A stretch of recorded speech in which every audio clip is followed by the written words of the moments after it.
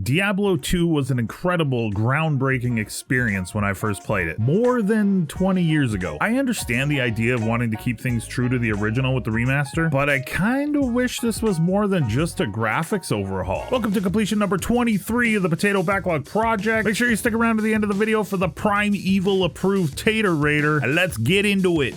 Diablo 2 Resurrected was released in 2021 and made available for purchase on all platforms. As far as I know, there was no physical version of the game released. This is digital download only. This, mixed with the price point at release, led to some upset fans right from the get-go. While not a full-priced game, Diablo 2 Resurrected is still $50 to $60 Canadian to purchase today. And for what it is and what you get, I'm not shocked so many people are upset. This is a remaster, not a remake. But the only thing really remastered and modernized here are the graphics.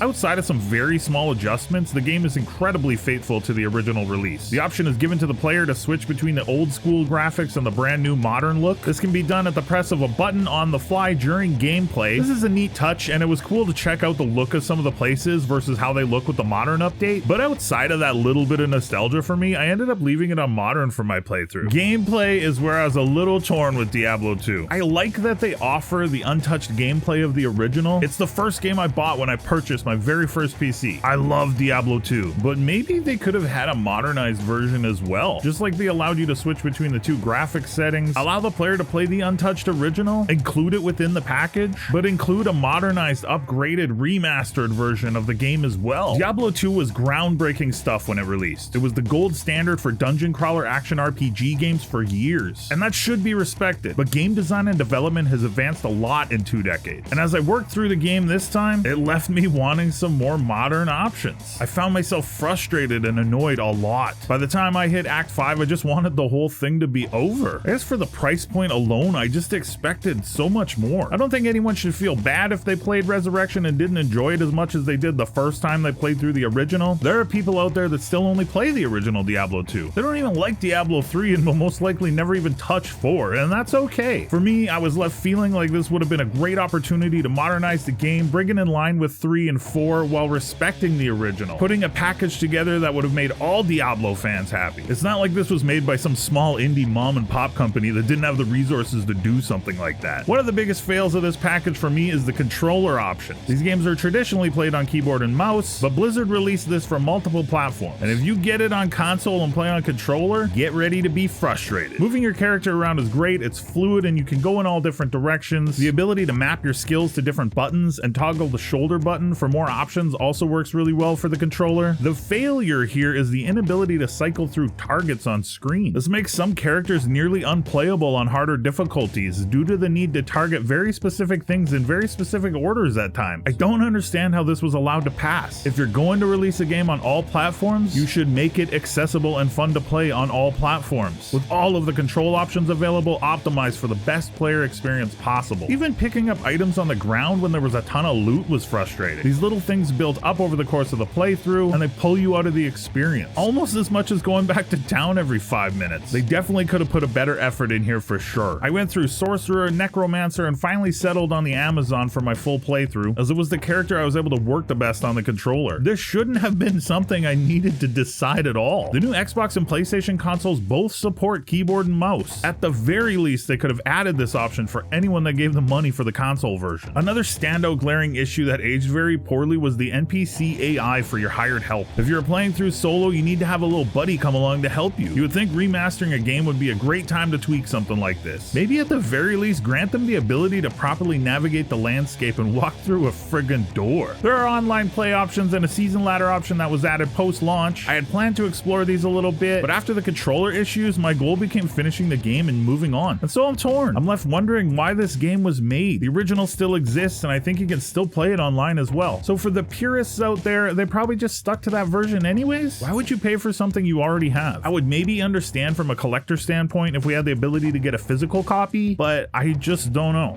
2 conflicted happy potato faces out of 5. This is a classic, a game that should be remembered for all time, but as a modern experience, it just wasn't that fun for me, unfortunately. The game was grindy and slow, and not in that fun way. The meaningful loot drops were extremely few and far between. There is was no real reason to play this game when games like Diablo 3 exist, or even the brand new Diablo 4. This doesn't mean Diablo 2 wasn't or isn't a great game. It just means that game designs evolved for the better. If there was no Diablo 2, we wouldn't have a ton of the great games that we do have today. I think this was a giant missed opportunity for Blizzard. They could have created something really special, something that could have made old and new fans happy, something that could have stood the test of time for generations of gamers to come. But unfortunately, that just didn't end up being the case. And with that, the Backlog Project rolls on. Thanks for watching. Be kind to yourselves and others that deserve it. We're on to the next one.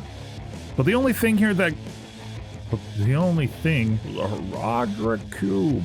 They remastered a cube. Stay a while and listen. These games are traditionally played on keyboard and mouse, but Blizzard released the ability to map your skills to different buttons and toggers. Totally toggers. We're toggling the toggers. Stay a while and listen.